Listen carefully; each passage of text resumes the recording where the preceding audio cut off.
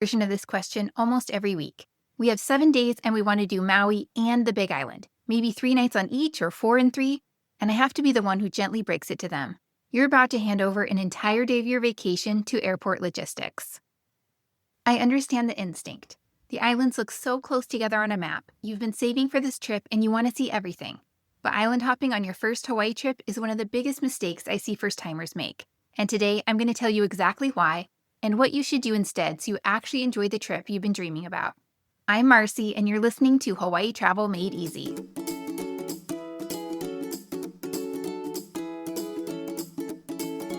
My take on island hopping for first-timers is pretty simple. Don't. Unless you have 10 days or more, pick one island and actually spend time there. I know that sounds limiting. You're probably thinking, but Marcie, I've been dreaming about this forever. What if I never come back? And I hear you. But the logistics eat your vacation alive, and most people don't figure that out until they're in the middle of living it. Walk through the day with me. You wake up early because checkout is at 11. You pack up everything, load up the car, drive to the airport, return the rental, check in, security gate. Your inter-island flight is maybe 35 minutes in the air, but you got there 2 hours early because of TSA craziness and you didn't want to cut it close. You land, you wait for luggage, you get in line for a new rental car. More paperwork, another inspection, you drive to your new hotel. It's 1 p.m. and your room isn't ready until 4.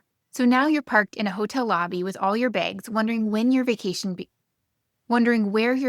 went. That's your whole day, gone. And it's not just the time. Inter-island flights run anywhere from $80 to $200 per person each way, depending on when you book. You're paying for 2 rental cars, sometimes with drop fees on top. You end up at another grocery store because you need more sunscreen, more snacks, more drinks for the cooler. It adds up way faster than people plan for. So when someone tells me afterward, we kind of wish we just stayed on one island, and I hear this a lot, it's almost always because they did the math too late and realized they spent a full day in motion instead of actually being in Hawaii.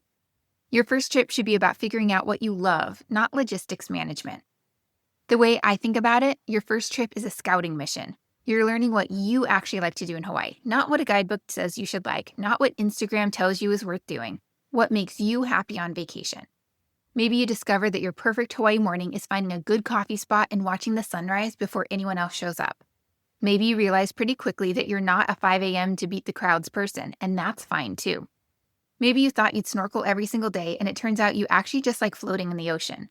Maybe you have a hard 30-minute limit in the car before you're done. You can't learn any of this if you're constantly packing and unpacking and rushing to catch a flight and trying to squeeze every minute. That's not a vacation. That's just a different kind of stress in a warmer place.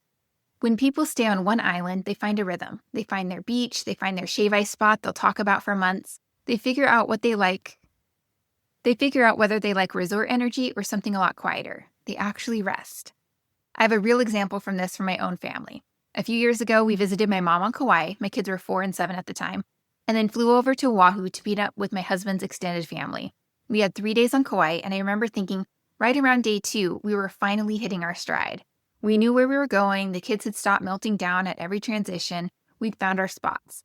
And then it was time to pack everything up and start over. The Oahu portion was great, but we spent the first day-ish just getting our footing again. With little kids especially, that reset costs you more than you think. And something else happens when you stay on one island. You figure out where you'd want to be next time. One of the most common things I hear after first trip is, now I know so much more about where I'd actually want to stay. They did Wailea and loved it, but now they're curious about Kihei. They did Waikiki and now they're eyeing the North Shore. You can research from home all you want, but you don't really know until you've been there. Your first trip gives you that. If you're island hopping, you don't even have time to develop that kind of feel for the island you're on. Now here's the other thing I want to push back on. The idea that you can actually cover an island in a few days. You can't. These islands are bigger and more layered than people expect. I'll use the Big Island as an example because it's the most extreme case, but this applies everywhere. My youngest was 5 when I took him for his first time. We did 7 days, stayed in Kona, then Volcano, then Hilo, covered a lot of ground. And even with 7 full days, we left feeling like the time had flown and there was still so much we hadn't touched. I could have easily stayed another week and kept finding new things to do. If someone had tried to see the Big Island in 3 or 4 days as part of an island hop, they would have barely scratched the surface. They'd have done a few of the highlights and called it the Big Island experience. That's not the Big Island experience. That's a preview. Now, are there exceptions? Sure. 10 days or more, a second island can add a nice change of pace. And if you have very specific experiences on 2 islands and you understand you're trading real vacation time for the logistics of getting there, okay, eyes wide open. But what I usually see is someone coming to me with 8 days and a list of 25 things across 2 islands and 0 buffer built in. I have to walk it back. You lose a full day of travel, so you really have 7. And you'll probably be more tired from all the moving around than you're expecting, which means you're not going to want to do 3 big activities every single day. I did this myself, actually. On my most recent trip, my 12-year-old and I did 6 days on Oahu and 4 days on Maui, and I'm someone who plans these trips for a living. That Maui portion flew by so fast, and I had so many things on my list that just didn't happen. 4 days sounds like a lot until you're living it. I knew better, and I still felt the squeeze. So I really do get it when listeners say they thought 10 days across 2 islands would be plenty. If that sounds like where you're at right now, you've got something drafted and you're not sure if you're trying to do too much, that's exactly what my $50 itinerary review is for. You send me what you're thinking, I look at it, and I tell you what I'd keep, what I'd cut, and what you might be missing. It's not a full consultation, just a second set of eyes from someone who's been to these islands 40 plus times and has seen what actually works. You can find them at my Hawaii Resources tab on hawaiitravelwithkids.com with everything else. For the planning itself, figure out your real non-negotiables, not 20 things, the 3 or 4 experiences that would genuinely disappoint you if you skip them. The sunrise at Haleakala, a full day on the road to Hana without watching the clock, that helicopter tour you've had saved for 2 years, whatever it is for you specifically. Build your trip around those, protect them. Everything else is gravy. What I've seen over and over is people who plan this way love their trip so much they're already talking about coming back before they even leave. That whole what if I never come back feeling just dissolves when you realize Hawaii isn't a once-in-a-lifetime trip. It's the first one. And the second trip is when island hopping actually gets fun. By that point, you've already done the classics. You've done the luau, snorkeled at Molokini, made it up to the North Shore. So trip 2 becomes about going deeper on your first island, or finally adding a second island because you know what you're doing and you're not trying to check every box. The logistics don't stress you out anymore because you've been through it once. For first-timers, I always point people toward Oahu or Maui. Both have solid infrastructure, a good mix of things to do, and a lot of experiences people picture when they imagine Hawaii. Oahu gives you Waikiki, amazing food, Pearl Harbor, the North Shore, and beautiful hikes. Maui gives you Haleakala, the road to Hana, incredible beaches, and depending on where you stay, that really laid-back feel or something more resort-focused.